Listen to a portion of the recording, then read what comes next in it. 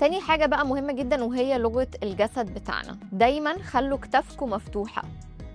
صدقوني الحاجات دي هي هتحسّوا إنها بسيطة أوي، بس هي بتلعب دور كبير جدًا في اللاوعي بتاعكم وبتاع الشخص اللي قدّامكم. خلّي دايمًا حركاتكم هادية، ما تتحركوش كتير، حتى لو أنتم متوترين، اتعلموا إن أنتم ما تبيّنوش ده. وتالت حاجة مهمة جدًا وهي الeye contact وهي إن أنتم تبقوا باصين للشخص اللي قدّامكم. ورابع حاجة ما تحسّسوهمش إن أنتم مستعجلين، ما تبقوش واقفين كده اللي هو إيه رجل ورا ورجل قدّام، كل ما يقولوا حاجة تبقى كأنكم هتمشوا.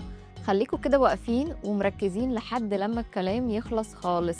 والصوت كمان مهم جدا، خلوا بالكوا كل ما يبقى الصوت عالي كل ما بيحسس ان اللي قدامكوا ان انتوا مش متأكدين ومش واثقين في نفسكم.